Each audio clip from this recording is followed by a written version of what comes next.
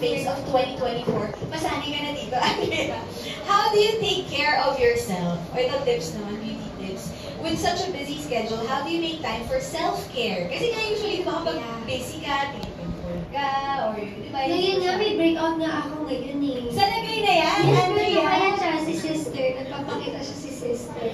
Ayan siya. Importante na may sleep. Importante talaga ang sleep. Kahit ang hirap na isingit minsan.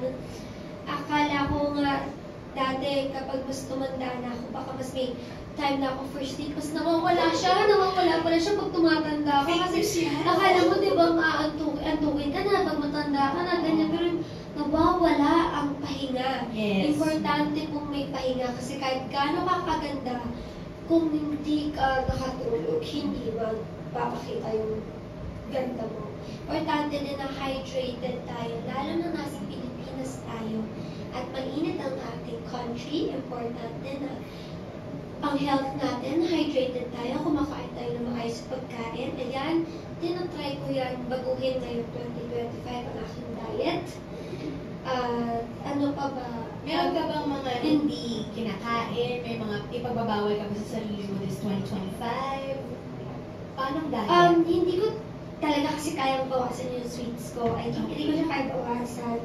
But, nagdadagdag na ako, believe it or not, nagdadagdag na ako ng vegetables. I don't eat veggies kasi, pero now, para mas maalagaan ang ating sarili, gusto ko ng vegetables. Tapos, ano pa ba, invest sa skincare. Importante ang skincare. Invest sa mga ginagamit mo sa self mo talaga. Like makeup, skincare. Ako, ang skincare ko kasi Brilliant Skin. Ever since I was 16, proven and tested na yun. Tapos, of course, ang dami kong makeup. Ako kasi nag-aayos ng makeup ko eh. Ako nag-research and development sa Lucky Beauty. So, alam ko talaga maganda siya. So, yun talaga yung ginagamit ko sa face ko. It doesn't disappoint, guys. Hindi ako dito sila, pero yun ang aking self-care. Tsaka meron na, kahit gano'n ako kapagod, meron akong time talaga sa gabi na magbabagay na ako, mag-good night na ako sa lahat. Skincare na ako, tulog, pagligo, pagkatapos ligo, upo, tapos blower, gagamitin ko yung, pati sa hair ko, choosy din ako sa blower ko, tapos tanggal ako makeup lagi. Meron akong 1 hour yata, or 30 minutes. Tapos habang nagsiskincare ako, nanonood ako ng favorite series ko. Yan ang self-care. Lagi may time, may private time para alagaan ng self every day. So, pinaglalaanan talaga ng time Kahit and gano'ng effort. kapagod sa taping, kahit ano, hindi ko yung tinatanggal sa routine ko. Yan ang tips from Andrea Brillantes herself. So, sa mga nanonood po, yan po ang susundin natin. And I'm sure, marami rin natuwang mga magulang nung sinabi mong dapat maggulay. Yes, oo guys, magulay tayo. Kasi nung bata lang ako, doon ang pinagpipilit sa akin. Kasi may parents ako, syempre, alam mo yun, pag bata ka, mas tinututukan yung diet mo. Ngayon kasi I live alone. So, walang nagpipilit sa akin na eat healthy. Wala. Puro junk food. So, eto guys, tayong as adults, wala na nagpapaalala sa atin magulay. Maggulay po tayo. Gulay tayo. Sarili mo dapat yung nagdidisiplina sa sarili mo. Okay.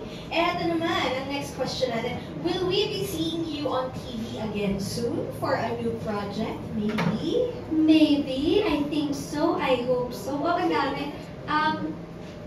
For sure. Hindi naman ako mawawala this year sa TV. So, for sure, may kita niyo ba ako, guys? Can't say anything more. Pero, for sure. Abangan na lang natin sa kanyang social media platforms. Okay. And, ito medyo mga pa-reflect ka dito. Go! Andrea, what is the most valuable advice you've received in your career that you believe has helped you reach where you are today? Ito, since 12 years old ako, parang morals, values ko na siya sa pagiging artista ko. At that time, may nagsabi sa akin na tumatak na to sa utak ko. Kasi that time may pinagdadaanan ako tapos hindi ko alam kung paano na.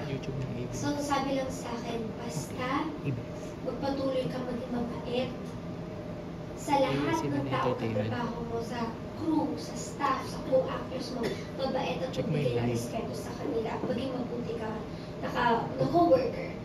Pangalawa, galingan mo lang lagi. Like, always give your best sa lahat ng gagawin mo. Do it with love, with passion. Pangatlo, maging masipag ka lang. Kasi dami naman magaling din, pero hindi sila masipag. Ang dami din mabait, pero kulang din sila sa sipag or kulang din sila sa pagbibigay ng best nila. Yung tatlong yon, syempre hindi ako perfect. May days, may bad days ako, hindi ko nabibigay yung best ko. Minsan, kulang ako sa sipag.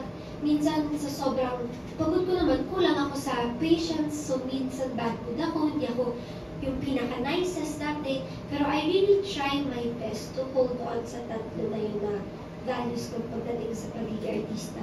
Basta, lagi ka lang maging mabait, lagi ka lang always give your very best, and maging masipag ka lang. And kahit anong lindol dumaan sa industriya na to, since ano siya eh, parang talaga tong storm eh, sometimes it's a war, it's a battle, kahit ano yan, basta manatili lang ako dun sa tatlong yan. Naniniwala akong masisurvive ko siya. Patuloy lang maging mabait, maging masipag, at ibigay ko yung best ko. Kahit anong iba to sa akin mga tao, patuloy pa rin sila. I think that really helped me. Sa lahat ng binanto sa akin ng mga tao, basta, okay, fine, basta mabait pa rin ako, basta magaling pa rin ako, basta masipag pa rin ako. Fight. You know, never give up lang din. Of course, never give up. Yun.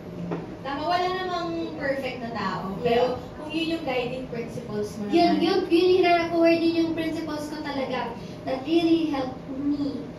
Ilang taon na talagang, yun talaga help sa akin. And that's why hanggang ngayon, isa ka pa rin sa pinakamalalaking stars. Ang tawag nga sa'yo ay Gen Z Queen.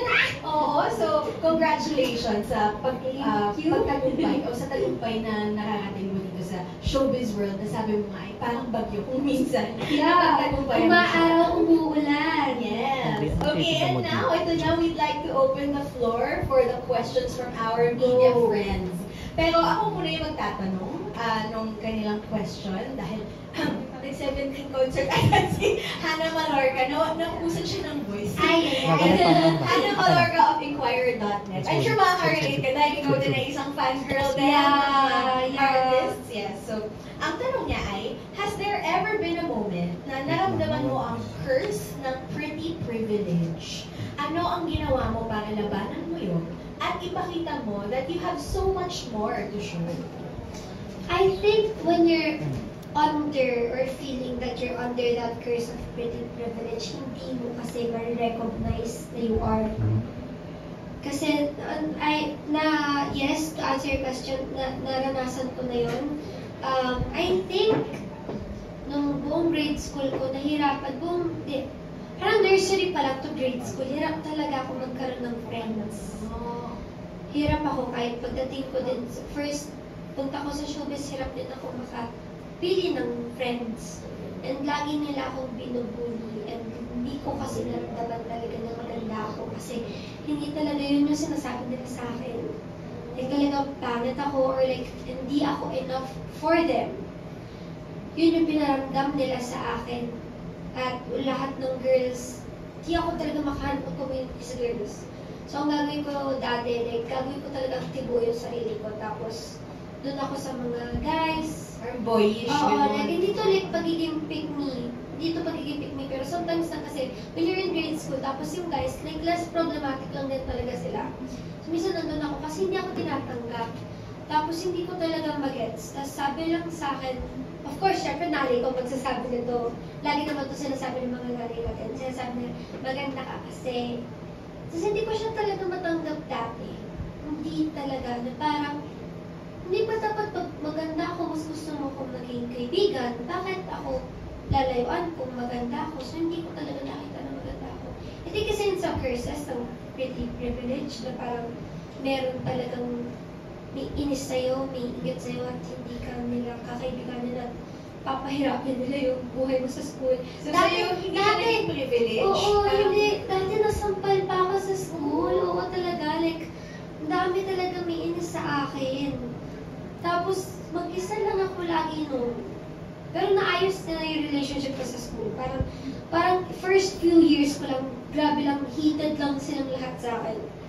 After nun, naging friends na kami lahat. Tsaka bata naman kami lahat nun eh. Tsaka pag mas bata ka, mas prone ka talaga sa mga ingit at mga ganyan.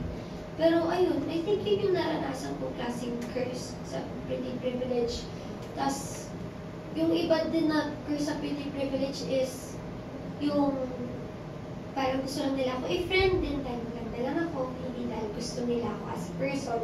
So kapag nakilala nila ako deeply, nakita nila yung flaws ko, hindi na sila na ano kasi ay, ito ka pala, akala ko pretty ka lang yan. Ayun, nakita mo yung friend, ayun, hindi ko kaya yung burden mo kasi yung naging, ano lang, yung friendship namin ay nag-base lang siya sa kagandahan ko.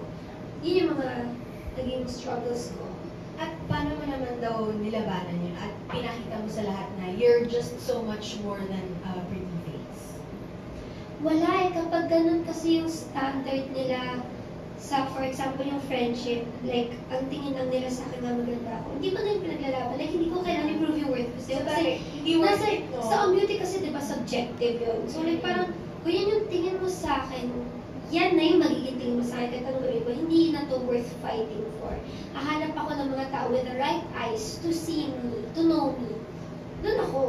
Doon naman sa, pinento ko na curse dun sa pagbubuli, wala, minsan kasi may yabang din ako minsan eh. So kapag naiinis sila maganda ako, mas lalo ko lang pinapakita lang, wala, pretty ako eh. I'm sorry. Hindi mo naman gusto talaga kasalanan. Okay. Pero syempre nung bagets ako, iritang-irita ako kasi gusto ko lang ng friends. Oo. Bakit ako binabuli? Minsan talaga nakikipag-away ako. Pero ngayon naman, mas mature ako. Kapag merong alam ko nang aano sa akin at nang babash ka ng kung ano-ano, alam ko din yung pa rin sabi pangit ako. Yes. Hindi pa rin. Wala, parang... Lalo na ngayon, may official kang May title. katan ako. Yung Oo. ganun, parang kapag naiinis lang sila, wala din ako magagawa. Minsan tahimik lang din naman ako. Parang pinapakita ko lang kung sino ako. Like, babait pa rin ako sa kanila. I try my best talaga to always be the bigger person. Tsaka mas nakaka-pretty kasi yung ganun eh. Yung ikaw pa rin ang umiintindi at ikaw yung tumatanggap lang at tingala ka lang at wala. Mas, hindi lang kasi dapat pretty ka, dapat pretty din yung attitude mo. Yes. Yun mas ang nakakaganda. Nandun talaga ang kagandahan kapag ang heart mo ay pretty. So, tinatry kong sabayan yung prettiness ko with a pretty attitude na kapag naiinis kayo, I'm sorry. Sorry, Ayan, not sorry. naiinis na naman sila sa akin. Ay, pero, hindi mo naman kasalanan. Oo. Pero, ang ganda nung sagot mo na yan. Kasi bagay na bagay dun sa next question ni Hannah.